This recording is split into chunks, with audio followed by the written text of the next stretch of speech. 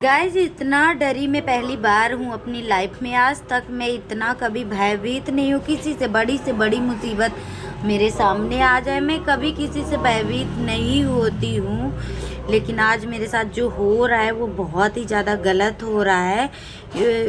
उसके कई भी कारण है। रात में ट्रैवल करना, इतनी सारी मजबूरियाँ हमारे आस पास घूमती रहती हैं कि मेरे को कुछ समझ में नहीं आ रहा है, क्योंकि हमारे साथ हमारा बच्चा भी है और उसके ऊपर भी गलत असर। गाइज इसके ग्रुप के साथ में और भी कई लोग हैं, जिधर जिधर मैं जा रही हूँ बस वहीं जाते हैं।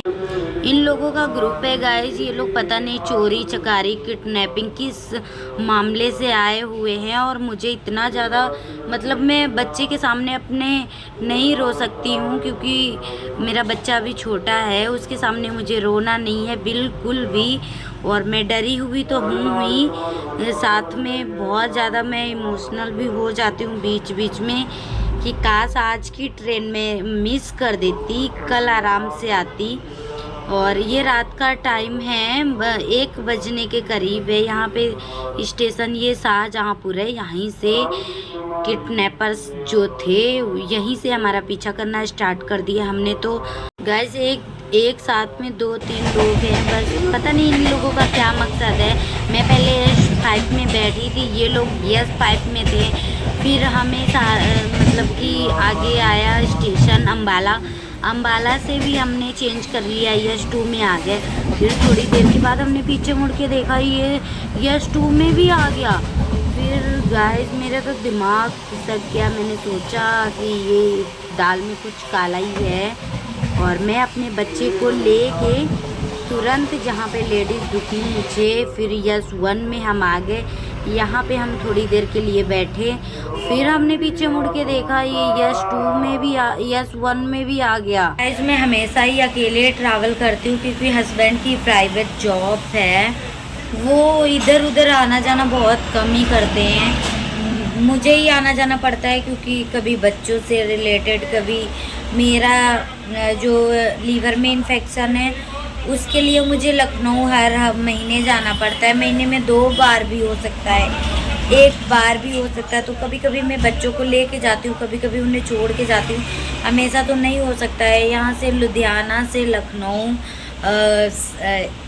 14 से 15 घंटे का टाइम लगता है। उसमें तो नाइट में ही ट्रैवल करना होता है। वैसे मैं कभी नहीं डरी इतना ज़्यादा जितना मैं इस बार डर गई हूँ। मुझे तो बोला भी नहीं जा रहा। ये बात हमने फैमिली में किसी को नहीं बताई। उन लोगों का मकसद यही था कि मेरा फ़ोन छीनना, मेरी पर्स छीनना।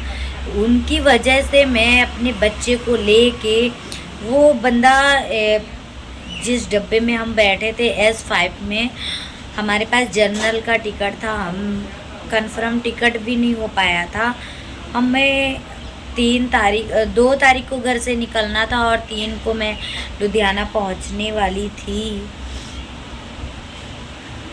मेरे से बोला भी नहीं जा रहा है कि मेरे साथ क्या क्या हुआ रास्ते में। इतना मैं ज़्यादा डरी हुई। इतने सालों से मैं अकेले ही ट्रैवल कर रही हूँ, कभी कुछ नहीं हुआ मेरे साथ। लेकिन इस बार जो जेंट्स था उसने हमारा पीछा सहारनपुर से करना, शाहजहाँपुर से करना स्टार्ट किया। बस उसका दिमाग मेरे फ़ोन पे था और बच्चे पे भी हो सकता है, क्योंकि मेरा आदि अभी छोटा है। और आजकल आपको पता ही है किडनैपर्स कितने ज़्यादा फैल रहे हैं। और मेरी पर्स में थोड़े बहुत पैसे वगैरह थे। बस मैं अकेली थी, इस वजह से जहाँ पे मैं बैठी थी मुझे लग रहा था वहाँ पे एक भी लेडीज़ नहीं थी। फिर मैंने वहाँ पे अपना S2 छोड़ के मैंने वेटिंग कराया था। 1400 रुपये भी लगा मेरा। तो पैसों की खैर कोई बात नहीं है। हमने उसको S2 को मैंने छोड़ दिया, S5 को छोड़ दिया। फिर हम S2 में आ गए। वो बंदा पीछा करते करते मेरे को S2 में आ गया। अम्बाला हमारी गाड़ी पहुंची थी 2:30 बजे के करीब। अम्बाला से लुधियाना आने में कम से कम 2 से 3 घंटे का होता है। उस बीच दौरान क्या हुआ कि वो बंदा, जब हम S2 में आए है ना, तो वो मेरे पीछे ही आ गया यश 2 में। हमने फ़ोन को अपने ऑफ़ कर लिया ताकि हमारे घर से कोई फ़ोन ना आए और उसे पता ना लगे। हमने सोचा अपनी पर्स में फ़ोन नहीं रखेंगे, अगर पर्स में मैं फ़ोन रखूँगी पर्स के साथ मेरा फ़ोन भी जाएगा, तो हमने फ़ोन को अपने यहाँ पे छिपा के रख लिया, मतलब यहाँ पे डाल लिया। उसके बाद हमने सोचा पर्स में क्या है, 2-3 हज़ार रुपये है, वो जाएगा तो कोई इतना मुझे असर नहीं पड़ेगा, फ़ोन नहीं जाना चाहिए। फ़ोन मैंने रख लिया यहाँ पे। फिर वो बंदा हमारे बगल वाली सीट पे ही बैठ गया। वहाँ पे तो खैर लेडीज़ थी, तो वो ना इधर से उधर वो बाथरूम, फिर हमारी गाड़ी आ गई सानेवाल लोकल था शायद, ट्रेन को सिग्नल नहीं मिल रहा था, इस वजह से वो वहाँ पे खड़ी हो गई। तो जब खड़ी हो गई ना, तो वो बंदा बाथरूम में पता नहीं कहाँ चला गया। उतनी रात को 4 बजा था, 4 बजे हमने वहाँ से तुरंत उतरा, हमने अपने बच्चे को उतारा। वहाँ पे मैं वीडियो नहीं बना सकती थी, अपने बच्चे को उतारा हमने सानेवाल स्टेशन पे और मैं खुद उतर गई वहाँ से। एक मुझे पुलिस वाला दिखा जो रात में पहरे देते हैं स्टेशन पे। सानेवाल स्टेशन भी एकदम सुनसान सा था, वहाँ भी कोई नहीं था।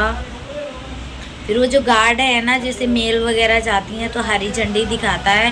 फिर मैं बोली अंकल आपकी हेल्प चाहिए थोड़ी सी, तो फिर उसने ना मुझे थोड़ी, मैं बहुत ज़्यादा डरी हुई थी, उन अंकल ने मुझे चाय पिलाई। फिर मैं बैठी थी, फिर मैंने अपने सानेवाल हमारे घर के करीबी में पड़ता है, आधे से 1 घंटा लगता है मतलब आने जाने में। तो फिर हमने अपने हस्बैंड को फ़ोन किया रात में, फिर फ़ोन वहाँ पे ऑन किया, फिर आके वो मुझे लेके आए। मैं इतनी ज़्यादा डरी हुई थी कि मैं कुछ बता नहीं सकती हूँ। वहाँ का मंज़र मैं अगर दिखाऊँ तो आप लोगों की रूह काँप जाएगी। तो बस आज के वीडियो में इतना ही, मिलते हैं अगले वीडियो में। बाय बाय दोस्तों, टेक केयर। अगर आप भी रात में ट्रैवल करते हैं तो प्लीज़ सावधान रहें, सतर्क रहें, अपनों का ख्याल ज़रूर रखें।